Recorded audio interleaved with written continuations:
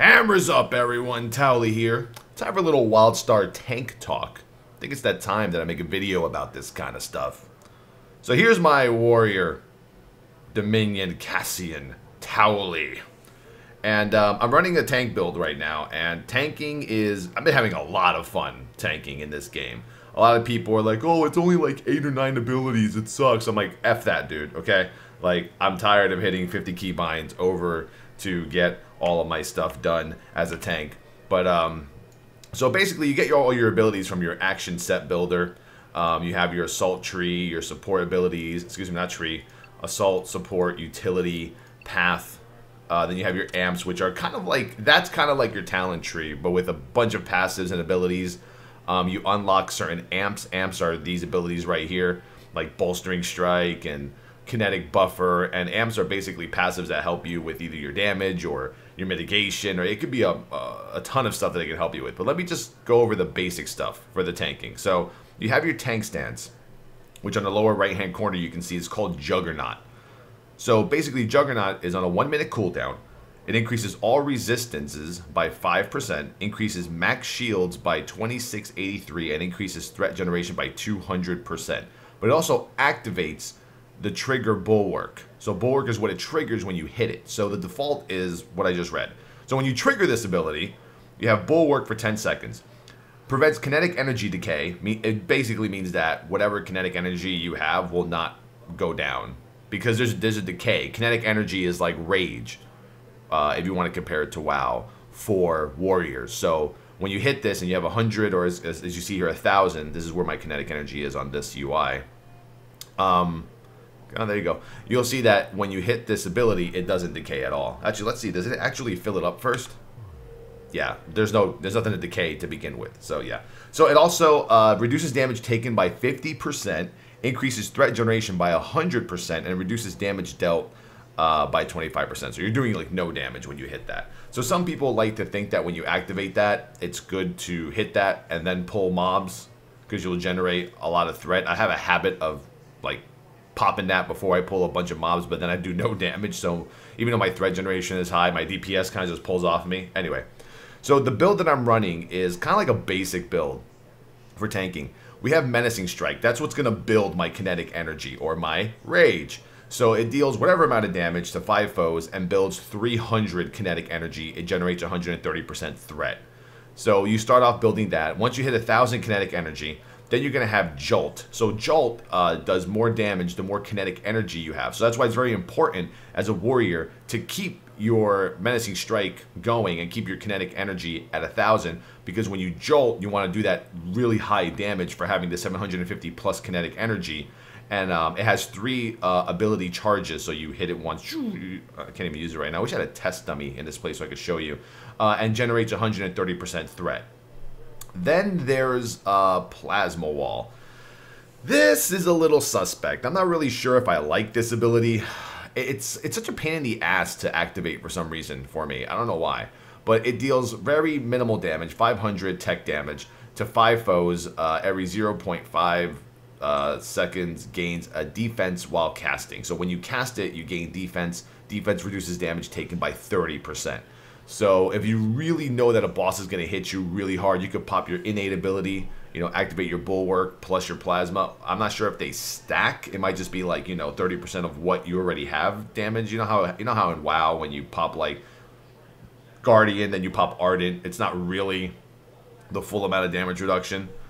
Then you have Atomic Spear. Atomic Spear is basically a reactive ability. So whenever you deflect an attack, this ability activates, and you can deal 1,600 technology damage to 5 foes. It also builds kinetic energy. It generates 175% threat. So right now, this is more like a threat build that I was using, but I've kind of tweaked it a bit so it kind of helps you out. Kick destroys 1 interrupt armor. Now, if you're not, if you haven't played WildStar yet, you definitely want to know what interrupt armor is. I could explain that in a different video, but you need at least 1 to 2 interrupts on your bars for dungeons, adventures, etc. Defense grid. I love this ability. I love it so much. It's almost like when in WoW, when you bring a prop paladin or warrior to raid for Devo Aura or for like rallying cry, This is exactly why you bring a warrior in WildStar to your raid, because he can pop defensive grid, creates a field that lasts 10 seconds, granting a defense to party members inside the field. Defense reduces damage taken by 21%. So this is crucial, and it's only on a 26-second cooldown. So basically, if you have a few range within your range in a boss fight, or if you you can protect your melee in case something like goes bad. Let's say a bunch of melee stand and shit, they're like half health, bam, pop your defensive grid, save them. Now this next ability, I expect a nerf pretty soon. I don't know what other classes have to boost party damage, but here we go. Power Link. Power Link grants yourself and 4 party members an Empower. Empower increases damage dealt by 19.8% for 10 seconds on a 21-second cooldown. So probably you're going to want to have a warrior in your group, in your raid, bring this besides you. As a tank, I don't think this ability should be here. I'm using it only because most of my 5-man groups don't have another warrior. So I'm boosting my party's damage. That is insane. That's like having a Bloodlust on a 20-second cooldown for your group. So that's really, really nice. You could probably chain this. I don't think it has like an internal cooldown so that you can't use it over and over again. I'm not even sure if it stacks. If it stacks, that's even more brutal. But yeah, it's a pretty cool ability. As you can see right here, I popped it, and now down here, I should say somewhere that, never mind, it doesn't say anything. I don't know why my debuffs don't have a tooltip, or my buffs don't have a tooltip. And that's really amazing. So for 5-man groups, you want to run that as a warrior. That is also an amp. So you have to make your way, because it's actually part of like the PvP tree. I think this is the PvP tree now. No, this is PvP. Or is it PvP offense? Okay, this is like the utility for PvP kind of thing. So I basically went into cooldown reduction, 5%, 5%, 5%. To get to this 3rd tier, you have to spend 11 points here, and the 12th being here to add to these abilities. So I went here. I went with Unyielding. You can no longer be dazed. And Shock Absorber. I would have gone into Kinetic Drive, but I haven't found this amp yet. So this amp is locked right now. It builds 45 kinetic energy every 0.25 seconds while sprinting in combat. So that's pretty cool, which means that you can actually start an encounter. Or when you start an encounter, you sprint a little here and there, you'll gain some kinetic energy. But the main point is you want to get to Power Link. And over here for tanking, for support, side note, Bolstering Strike is nice. I'll get into that in a second. But To the Pain is what you want to unlock. I haven't seen any warrior with To the Pain yet. Taking damage that would kill you instead restores 16,000 health. I rounded out. I hate reading the full numbers. But drains 1,500 health every 1 second for 15 seconds. So if an ability was going to kill you, this will give you the health back, but then it will drain it back. It'll slowly take it away every 1 second for 15 seconds. Can only occur once every 5 minutes. 5 minutes seems like a lot, but I mean, I consider this like an Ardent Defender. Now back to my build. So Power Link. And then we have Atomic Surge, which deals, what is that, 300 technology damage every 87, and 87 every 1 second for 4 seconds to 5 foes. Also applies Intimidate. Match the top of an NPC's threat list for 4 seconds. This is pretty good. This is what I usually start off with. I usually try to build my kinetic energy to 1,000, then pretty much Jolt to get the aggro. Jolt, don't forget, Jolt also applies a debuff to resistances now on the target. So this is basically my build. I like this because this build offers a lot of mitigation, a lot of damage reduction with Plasma Wall.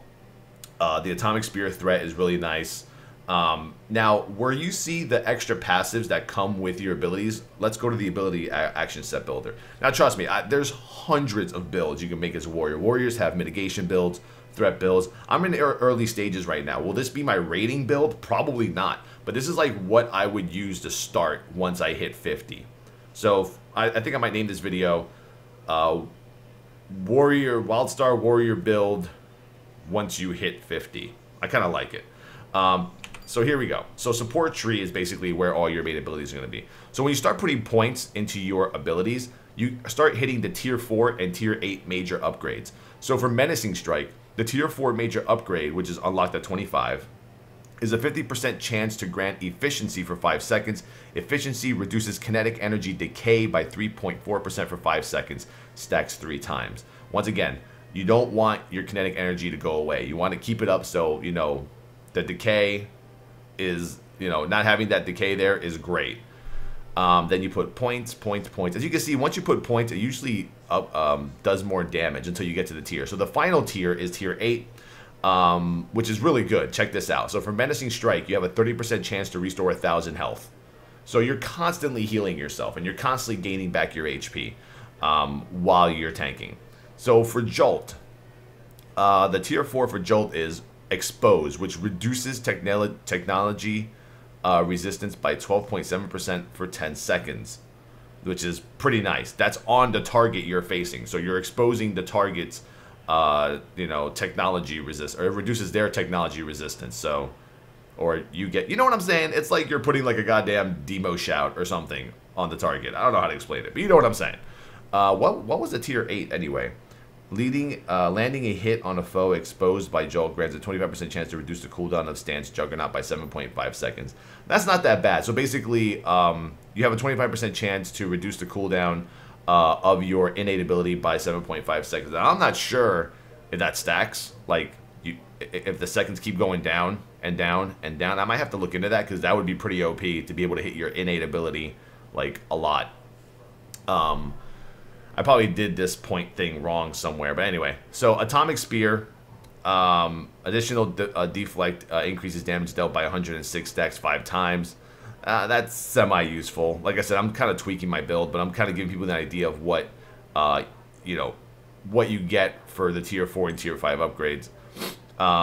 For tier 8 here, gains a defense for 5 seconds. Defense increases deflect chance by 4%, which is nice, because the more deflect chance you have, the more this shit's going to proc. This is your Atomic Surge. Then under Utilities, you have Power Link. Power Link, I increased the damage dealt a little bit more, so it's about 20% every time I hit it. Defense Grid. A few other notable abilities. You have your Grapple, which is basically an interrupts armor, and it's kind of like a Death Grip. Emergency Reserves, I don't really like it. Restores 1400 shield, gains 1 interrupt armor. Additionally, while emergency reserves is active, your shield absorbs 100% damage. I don't know. It's like 6 seconds. I don't really like this ability. People kind of like it. I don't really like it. Let's see. These are CC abilities. What are some other notables here? Bolstering Strike. I've seen a few tanks use Bolstering Strike. So basically deals 1,066 technology damage and restores 1,066 of your shield. So that's pretty decent. So every time you use this, you restore shields. And it's on a 3-second cooldown. So it's really good. But I just don't like it for tanking particularly, because you should already have pretty good healing. Medics can restore your shields pretty easily with their innate, I believe it is, their innate ability, their R, if you want to call it that. Let's see. Expulsion. This is for cleansing debuffs. I think there's only a few bosses that the tanks may need to cleanse in raiding, from what I hear. Polarity Field is like skeptical. Everyone keeps telling me, use Polarity Field instead of Atomic Surge. And Polarity Field basically creates an 8-meter field lasting 10 seconds around the foe. The field deals about 300 technology damage to all foes inside the field every 1.0 seconds and applies Exhaust. Exhaust prevents endurance regen and drains 6% endurance per tick. It's like, it's almost like a, not even a, it's pretty worthless for PvE. It's basically for threat is what I would use it for. These are the debuffs. Bum Rush is basically like an ability where you just kind of like, whoo, you zoom forward. I'll show it to you. What I don't like about this ability is, I mean, don't get me wrong. When you rush forward for 15 meters, you gain defense for 3 seconds. So you have damage, reduces damage by 28% for 3 seconds. It's good on a pull, don't get me wrong, but here's what I don't like about it. Let me take this off, put in Bum Rush. I don't know, just leave it the way it is. Let me see. Alright, so that's fine. It's not that bad. I mean, I believe that this is not a good ability to use to pull bosses. Because I don't think you usually aggro a boss, like, within this range anyway. So using it is kind of, I mean, you could use it, pull, and then start tanking or whatever, but I don't know, like right in the beginning of a fight, I kind of feel like I don't want to make my healers scurry around to wherever I bum rush to, you know, unless they can position themselves properly. I just look at this ability as like a hassle, in my opinion. You know, sorry. Let me take these out and put them more into Atomic Spear, because I actually like that deflect chance over there. It's not that bad. Yeah, you can also buy more ability points and more amp points with Elder Gems. We can get into that some other day. But what else do we have here? Oh, and then Shield Burst deals 800 technology damage to 10 foes, restores 839 shield, and builds 250 kinetic energy usable after your shield is depleted. So once again, your shield is gone, you use that ability, it only restores like 839 of your shield, which I don't even think is really worth it. I mean, unless it scales with something crazy, I don't really like it at all. But I mean, this is just what you have to use in your arsenal. You have Plasma Blast, which taunts 5 enemies. It's pretty good for tanking fights where there's a lot of ads that you have to get aggro from. But it also, you have to like point it directly. It's like a skill shot kind of thing.